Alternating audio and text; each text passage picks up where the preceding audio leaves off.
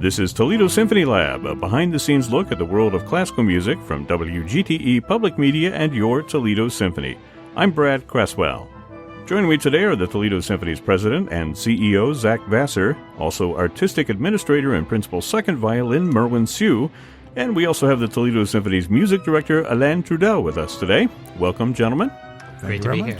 Welcome. A word which strikes fear and terror into the heart of just about every performing artist, and that word is audition. So today we're talking about the audition. And I have a lot of different things queued up here to get us going, but I want to talk about like audition success stories, but it's a lot more fun as we start to talk about audition horror stories, because pretty much everybody who's ever done an audition has an audition horror story. Also interesting to note, by the way, this is a bit of a sidebar here, but when you think about the word audition, actually the root of that, audire, is Latin, which means to listen. So auditions or audience or all of those words are all about listening instead of watching. We think of, an actor auditioning. That is as much visual as it is audible. But originally it was all about listening. So we're here listening. So we're really getting into the root of the issue here, for what it's worth. So anyway, it's a necessity of every performing arts organization. And when it comes to symphony orchestras, it can really be even more gut-wrenching because there just aren't that many good jobs on the market. So there's a great deal of competition. This is all precipitated, I should say, by current auditions going on with Toledo Symphony. And Alain Trudel's listening to some horn players, and as we make this recording, we still don't know what's happening with that, so no spoilers this afternoon. But let's get started with some audition horror stories. And Merwin, do you want to start out and give us your Shostakovich horror story? Do you want me to cue up the music? Sure. And we can kind of go play it behind you? Yeah, absolutely. This was actually not an orchestra audition, but it was a university audition. I had finished my undergraduate degree and I was looking at grad schools, and I was at the Cleveland Institute of Music, and the warm-up room that I was in was very, very resonant. And I had, as sometimes happens when you are heading into audition, not slept very well the night before. So I was feeling a little under-energized. And so I decided, with about 15, 20 minutes left before my audition time, to just take a 20-ounce bottle of Coca-Cola and just chug it and finish it. And then I had chosen a set of pieces that really required a nice ambient room to help fill space. Bach's Chaconne from the D minor partita, Chausson's Poème, and the Shostakovich Concerto. They just need a friendly room. And then I walked from the practice room to the president's room at the Cleveland Institute of Music, which this is probably not true, but I remember this room as being like walled, like floor to ceiling, covered in Persian rugs, and just in this great acoustics, the most sound deadening room ever. And then these great faculty members from the Cleveland Institute of Music listening to me play, and I played the first chord of the Bach Chaconne, and there was no resonance whatsoever. And in that split second, I knew I was in trouble. So I played Bach and I played Chausson, but then I had to do the Shostakovich Concerto. And the Shostakovich first violin concerto at that time was not really something people auditioned with. And as they were trying to decide what excerpt of the Shostakovich Concerto they were going to hear, I started to realize that I had 20 ounces of Coca-Cola in my bladder and desperately needed to go to the bathroom. And they acted in slow motion, slowly flipping the pages, trying to determine what I was going to do. And they ultimately decided, well, why don't you perform the cadenza from the Shostakovich Concerto?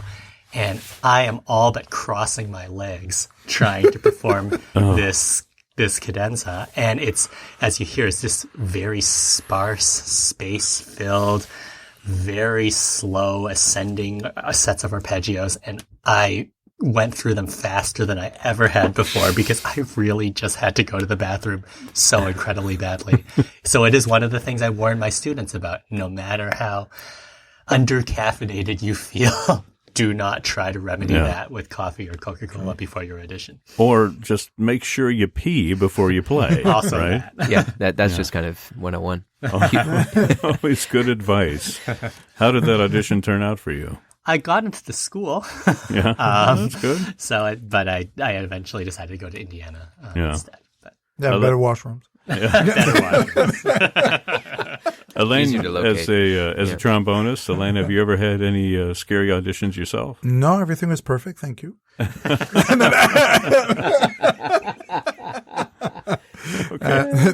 Well, there are always moments, right, where it's really interesting. First time I did, there's a thing, there used to be a competition in Canada called the CBC, the radio, CBC competition. And we also had one that was called the International. It still exists, International Stepping Stone, which is a huge competition. All the instruments are together. And those are national competitions. I just remember being really ready to go. And sometimes it happens that, you succeed and sometimes you don't, right? And in a brass instrument, everybody hears it because you either hear nothing or you hear something that sounds like some kind of a turkey, like that. So I'm just playing, and I had like the jury. It wasn't an orchestra audition, so there was no screen. Now we can talk about that later. Our orchestra auditions function because they're quite special. But I remember the jury just looking at me going like, "Oh, poor you," But then the week after, the 2 weeks after, you go and I won the Montreal Symphony competition. Yeah. It's just I think that the whole lesson there is just to keep at it. Right. And for orchestra audition, I think it's more difficult because, as you said, there's not that many jobs, and it's not a one-time off where you can win a prize or play a concerto with orchestra or get into school. It's kind of, it has more incidents because it's kind of your livelihood, after that. So it's more pressure a little bit for some of that. But I have a story that, of course, all the stories will not have personal names, right, today?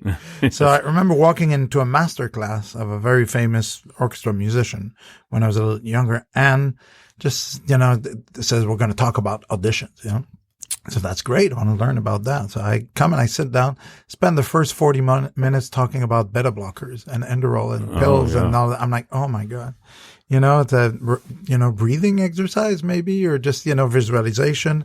And that's actually a big thing, that, unfortunately people get so nervous. In their mind, they build it up as something. It's the end of the world if you don't get it, And that's, even if you do go through and if you do get it, I think the real horror story of any audition is to make it that big in your head, because then there's no pleasure into it.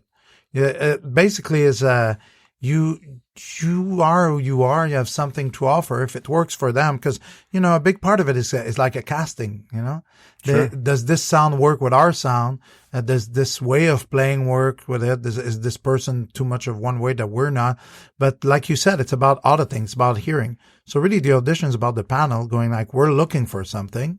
Like Audra McDonald said, come in as the solution. You're looking for something. Hey, I might be your solution. Right. But sometimes we overthink. We think that we want to know what the people on the other side of the, in the committee are thinking that we're thinking that they're thinking. You never get out of that. Right. So you just have to bring it to the simplest possible thing. I remember not getting an audition twice for National Youth Orchestra in Canada.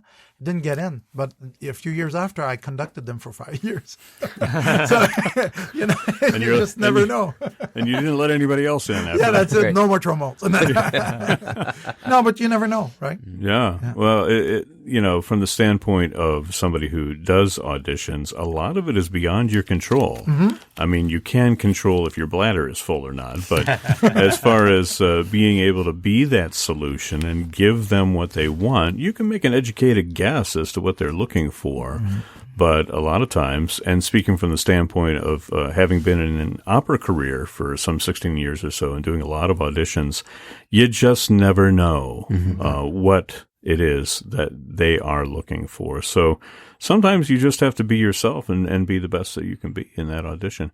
But then again, things in the category of things beyond your control, I put out a call on Facebook and social media for folks to ring in, call up our Q&A line, and leave stories about their auditions, audition horror stories, I should say. So I gathered a few of those, and I thought it'd be fun to listen to those.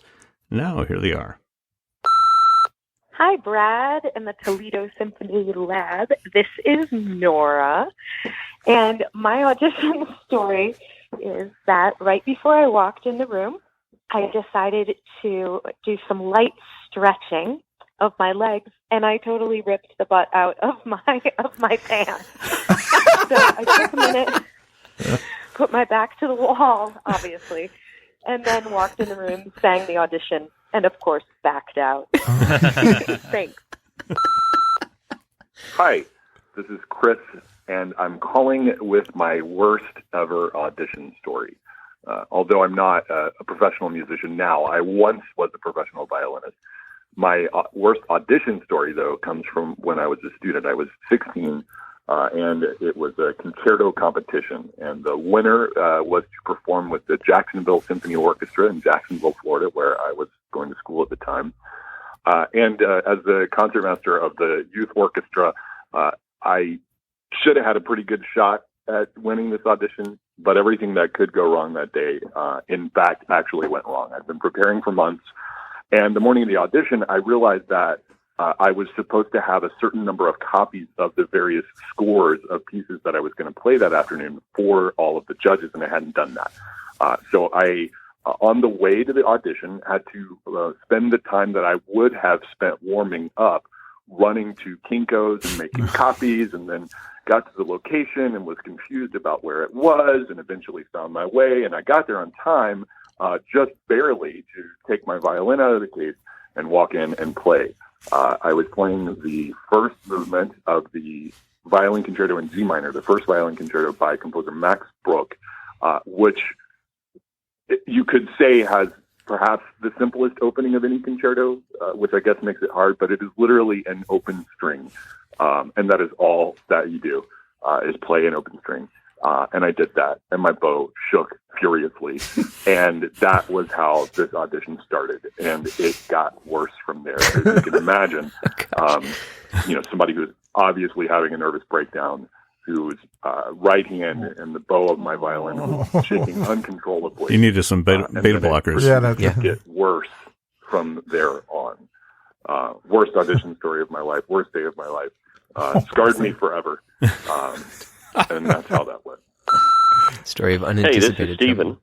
Years ago, I was auditioning for the Kentucky Opera down by the Lafayette, by Joseph Papp's Theater. And the building that we were singing in had a breezeway. Across from it was another apartment building. The window was open. I was singing the soliloquy.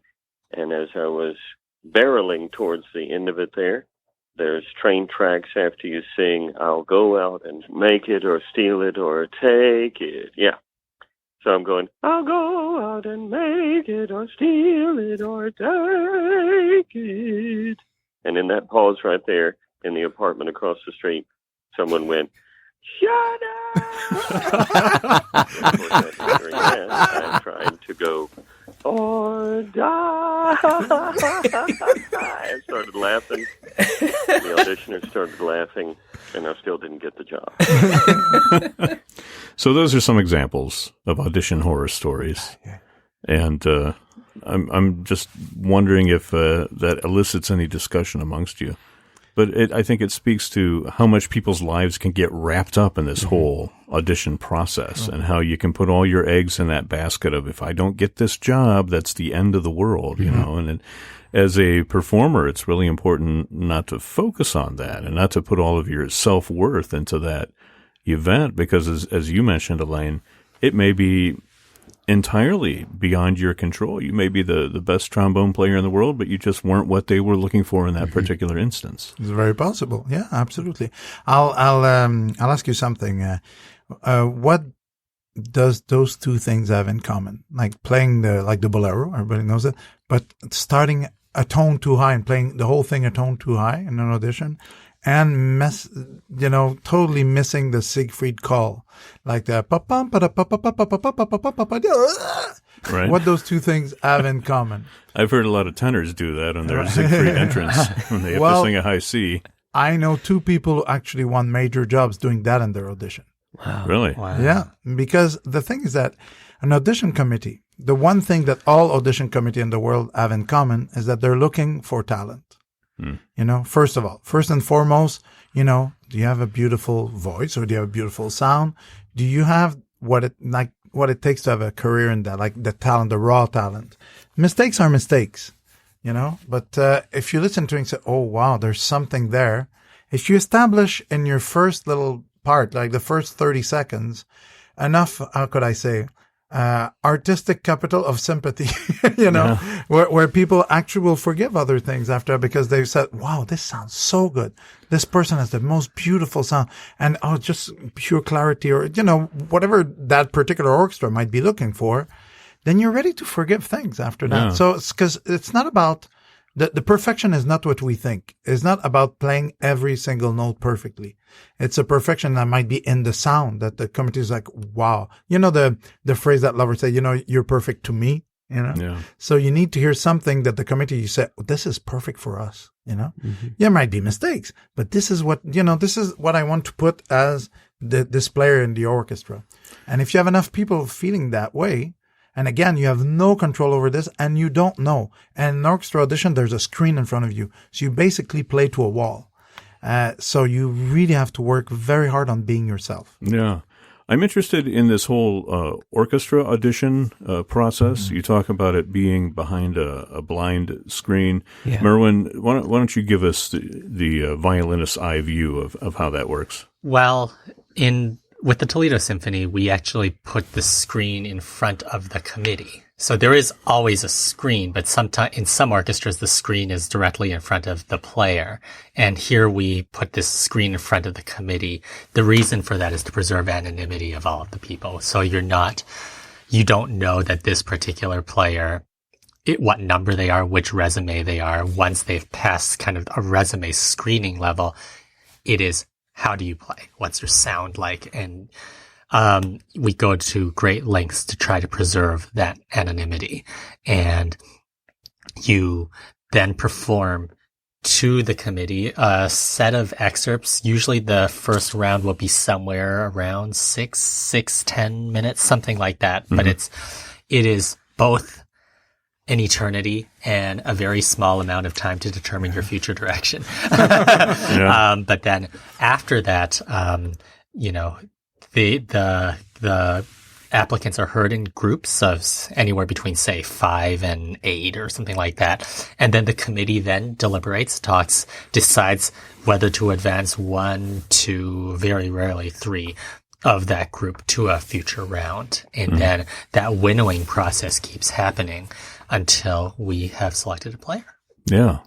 I remember, with the Minnesota Orchestra, which was my first audition, that happens to be a very high profile job. It pays very well and it's easy to get to, but there were 300 violinists auditioning for a spot. That first audition. And are all the auditions live then out of those 300, or do they have a screening process before the live rounds? That differs from orchestra to orchestra. I believe at that time, Minnesota heard almost everybody. Yeah. There are orchestras that screen much more rigorously, that want a certain number of years of professional experience, and then therefore will screen out people who don't have that. Mm-hmm. Yeah. So, Alain, when they were talking to you about taking over the Toledo Symphony, did they make you conduct behind a screen? That's how I got it.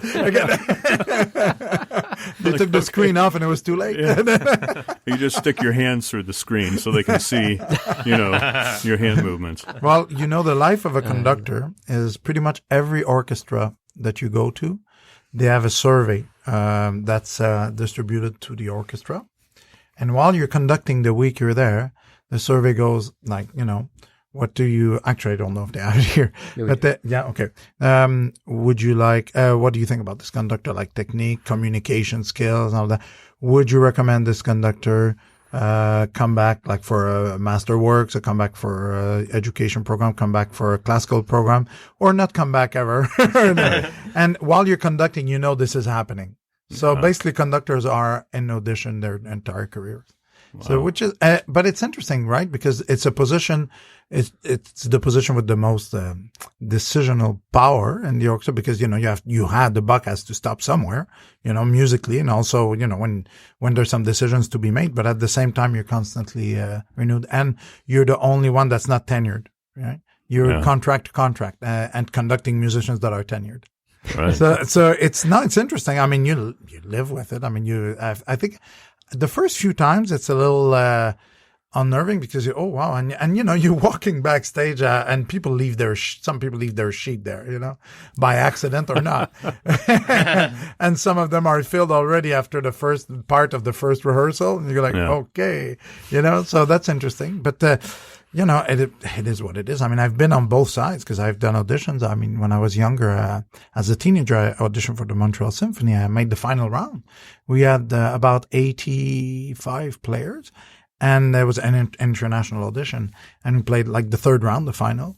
There are two guys from Montreal in the final round. So it was interesting to see that. But, I was 17. So, didn't give it to anybody, but we wound up playing, I played every other week for 2 years in the orchestra, while they were still looking or considering. And by that time, like you said, sometimes somebody notices you. One of the conductors really liked me and offered me principal trombone in Barcelona. So I went there, and but that's interesting. That's another kind that you don't see so much of that anymore. Like a conductor somewhere or a director saying, "Hey, that person has something special. Okay, let's get him over there because there's rules, right? There are rules." But back then in Spain, it was very, very different. No union really. And I remember when I was principal trombone there, we had audition for the second trombone, and we had a bunch of people coming in. They were not that great. There was one that was okay. And the conductor, give me the elbow and say, would you just go up there and, tell him how we want to do it? So I took my trombone out and it became a lesson. His audition became a lesson. Try it like this, try it like that. Okay. And basically they saw if the people were able to play. But it was always like that in the past. Like if you go back 50 years, it was basically scouting, not auditioning, right? You would go out scouting and you would say, oh, I heard this kid, there was somebody told me about somebody there. Now, the thing is that there's so many good players because the schools produce so many good players that, the flute audition in Boston was 700 players. Of course they don't accept all of them at the audition, but just to get to a live round, you need to have, cause you were asking earlier if, they screen people. Well, only on the application form now, they said, you need, some kind of, this amount of experience so already it cuts some of the players that are not there, but it's a catch-22. How do you get the experience if you don't have the job? How do you get the job if you don't have the experience, right? Yeah. So that's why you have to audition all the time. Like, if there's one thing we can tell to younger players, it's just anything you see. And where you can audition, go for it. You're interested, not interested, it doesn't matter. Just go and try out. It might actually be like the job of your dream that you're building from there. Or it might actually not be. It doesn't matter. I mean, you have to prove yourself you have to prove it to yourself that you can do well. First rounds are the worst ones because they're basically just getting rid of people, right? So if you can survive that first round, because very often it's almost luck, right? Especially when they divide the committee. If they have 150 players, or even if you have 100 players, you divide different committees sometimes. And it depends if you're in the batch of 10 that are extremely good or a batch of 10 where, So there's so many things that come into play. I mean, auditions behind screens for orchestra is the most fair way that we found for basically unfair process because you can't really do justice in 25 seconds or 30 seconds of each excerpt. But so it's the best way we know. If you have a big lunch and you come back and you're a little sleepy and somebody pulls out that Siegfried Horn call for the 527th time that day, are you just like, sorry, that's enough? Next, please. No, but something very true you say though. Is when you play during the day, the luck of the draw is also important. Yeah. If you're in the first, 20 and then, people are not totally with it at the beginning or, it depends. I mean, the members of a jury are humans, they make mistakes too. The world is, just when you see international competition, a lot of people have career. They're the second prize, the fourth prize winner. It happens very often. It's not the first prize winner. Sometimes they overlook, there's stories and stories of people who were overlooked as a winner of competition and have amazing careers. There's also the ones that won, right? But you expect those. But you can't really beat yourself up when you don't do so well in an audition, because, part of it is under your control, is how you play, how you prepare. How you prepared that day, like if you go to the bathroom before, but also how well you've prepared, how well you know your music, that violinist, how much you're going to make your photocopies before going, so you don't have to run to Geico. All those little things you control. But once you're there and you play, the best you can play that day, without thinking that everybody else might play better than you, because that's the big thing in audition. You're always thinking everybody's better, but it's not true. I kept telling to my student, it's not the best player, it's the one who has an average of not having any crashes, and they're usually the people who go through. Yeah. So not the best, it's the one who's not the worst. Exactly. Yeah. Well, Zach, you've been sitting here very quietly because you haven't this is my done first a whole rodeo. lot, So, coming to the orchestra world from the management world, this has been the part of the job that's most fascinated me. And when I talk to people in the, outside the arts, and I talk to them about the audition process, they look at me and say, a screen? They're thinking about, hiring a marketing person for their staff and doing it on the other side of a screen where you can't talk to the person and you can't interact with them or gauge anything about them. But, in some ways it's the most perfect way to do what we need to do here. So I'm very excited to see it. I'm excited to understand more about the applicants who have come to Toledo. And it's refreshing, in this world of orchestral music, that we do have so many people who want to be part of our organization. Yeah. So, this is also the nice part where having Alain on staff, we can, this is not my world. This is your world. And the CEO has no role in an audition. So let's say you won the audition. Now you have a trial period. Okay. Because it's one thing to win an audition. We have to talk about the trial period, which can go from 3 months to 2 years. But that's not behind a screen. That's not behind the screen. That's actually, quote unquote, the real audition, because we have to see if we can work together. Wow. And we talk about the maestro, but the conductor is only one vote. Committee is anywhere between 5 and 9 people, depending on the collective bargaining agreement. But it's you have one vote. I mean, some places they have more. I always don't want more than one vote, because at the end of the day, we have to make this decision together. Yeah. But once you're like the top one, or maybe we try 2 or 3 people, but you have to pass that little round, which is playing with the orchestra. Mm-hmm. Then you pass that, then you have your year of tenure after that, or 2 years of tenure, depending on the organization. Because it's a long process. Yeah. Winning the audition is like the beginning. It's just the beginning. Yeah. Yeah, a lot of stuff that we didn't know about how the audition process works. That about wraps it up for this afternoon. I want to say that Toledo Symphony Lab is generously underwritten by a gift from the estate of Barbara Garwood and is a production of WGTE Public Media in collaboration with our sponsor, the Toledo Symphony. You can download episodes of this program as a podcast by going to our website at wgte.org.